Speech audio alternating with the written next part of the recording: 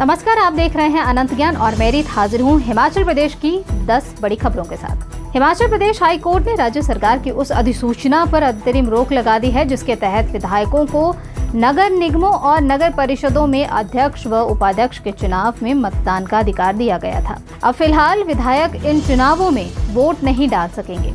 याचिकाकर्ताओं का कहना है कि ये अधिकार केवल निर्वाचित पार्षदों का होना चाहिए। वहीं न्यायमूर्ति विवेक सिंह ठाकुर और न्यायमूर्ति रंजन शर्मा की खंडपीठ ने यह आदेश विभिन्न याचिकाओं पर सुनवाई के दौरान दिया है। मामले की अगली सुनवाई 17 जून को होगी। कांग्रेस के पूर्व विधायक और प्रदेश कांग्रेस कमेटी के उपाध्यक्ष नीरज भारती ने अपने पद से इस्तीफा दे दिया है। सोशल मीडिया पर उन्होंने पार्टी नेतृत्व और मुख्यमंत्री सुखविंदर सिंह सुक्खू की कार्यप्रणाली पर भी सवाल उठाए। उन्होंने कहा कि कार्यकर्ताओं की आवाज को नजरअंदाज किया जा रहा है। अपने त्याग पत्र में भारती ने ये लिखा है कि उन्होंने हमेशा कांग्रेस के समर्थित कार्यकर्ताओं के रूप में संगठन को मजबूत करने का प्रयास किया है, लेकिन अब तक वे उपाध्यक्ष पद से तत्काल प्रभाव से इस्तीफा दे रहे हैं। उन्होंने ये भी स्पष्ट किया है कि वे किसी अन्य राजनीतिक दल में शामिल भी नहीं होंगे। प्रदेश सरकार ग्रामीण क्षेत्रों में अनायोजित निर्माण को रोकने के लिए नया मॉडल प्लान लागू करने जा रही है। इसके तहत गाँवों में घर बनाने से पहले भवन का नक्शा मंजूर करवाना अनिवार्य होगा। सरकार का कहना है कि इससे अवैज्ञानिक निर्माण पर रोक लगेगी और भविष्य में आपदा जोखिम भी कम होगा। प्रस्ताव को उप समिति की मंजूरी मिल चुकी है और जल्द ही इसे कैबिनेट की अंतिम स्वीकृति के लिए रखा जाएगा। ऊना जिले की चर्चित प्राची राणा हत्याकांड में अदालत ने आरोपी आसिफ मोहम्मद को आजीवन कारावास की सजा सुनाई है। वर्ष 2022 में 15 वर्षीय प्राची की घर में घुसकर निर्मम हत्या कर दी गई थी और अदालत ने आरोपी को 50,000 रुपए का जुर्माना भी लगाया था। 5 अप्रैल 2022 को अंब के प्रताप नगर में 15 वर्षीय प्राची राणा की घर में घुसकर पेपर कटर से हत्या कर दी गई थी। जांच के दौरान एक प्रत्यक्षदर्शी के बयान के आधार पर पुलिस ने आरोपी को पकड़ा और उसे गिरफ्तार कर लिया गया था।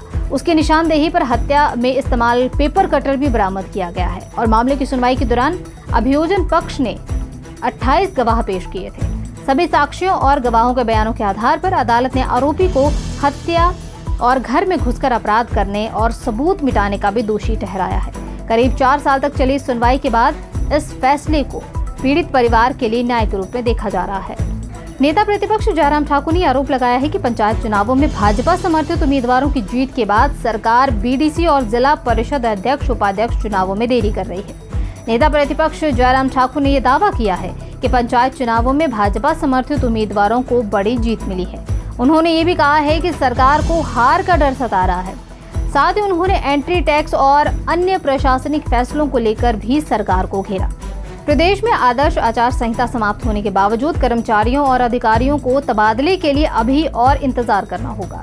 राज्य सरकार ने ट्रांसफर बैन को अगले आदेशों तक जारी रखने का फैसला लिया है। कार्मिक विभाग ने सभी विभागों, बोर्डों, निगमों और विश्वविद्यालयों को इस संबंध में जारी निर्देश भी कर दिए गए हैं। सरकार ने यह स्पष्ट किया है कि अगले आदेशों तक किसी भी अधिकारी या कर्मचारी का सामान्य तबादला नहीं किया जाएगा। हिमाचल सरकार ने 75 से कम संख्या वाले 10 सरकारी कॉलेजों को बड़े कॉलेजेस में समाहित करने का फैसला लिया है।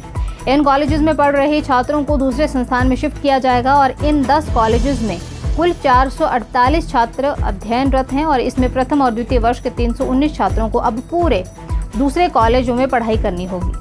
सरकार ने ऐसे छात्रों के लिए 5,000 रुपये का प्रतिमाह स्टाइफंड देने की भी घोषणा की है ताकि उनकी पढ़ाई जो है वो प्रभावित ना हो और अतिरिक्त खर्च का बोझ भी कम किया जा सके। हिमाचल प्रदेश राज्य चयन आयोग ने विभिन्न पदों की भर्ती के लिए कंप्यूटर आधारित परीक्षाओं की तिथियां घोषित कर दी हैं। 15 जून और 26 जून को विभिन्न पदों के लिए परीक्षाएं आयोजित होंगी।